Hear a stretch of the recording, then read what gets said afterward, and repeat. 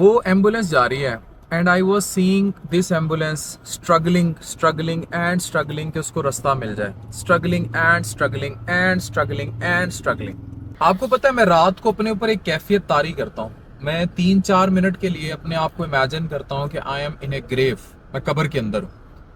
और वो 3-4 मिनट मेरे अगले दिन का कैथारिसिस करते हैं।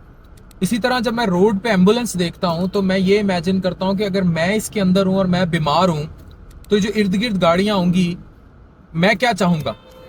जिंदगी में आप कभी भी किसी के लिए कोई भलाई सोचने लगे ना, आप अपने पैर उसके जूते में जरूर डालें। फॉर एग्जाम्पल, आपको 65 साल का बाबा अगर रेडी खींचता रात नजर आ गया ना, फिर आपने उससे अमरूदों पे बहस नहीं करनी कि कितने के बेच रहा है। अपने पैर, गाड़ी में बैठे हैं ना आप, अपने पैर एक दफा उसके जूते में जरूर डाल लें। जिस दिन आपने ये करना शुरू कर दिया ना मेरी तरह, ट्रस्ट मी, आप देखें आपकी जिंदगी अल्लाह कैसे बदलता है। आप मिट्टी को हाथ लगाएंगे सोना होगी। मेरे साथ हो रहा है, आप भी चाहे तो ये कर सकते हैं।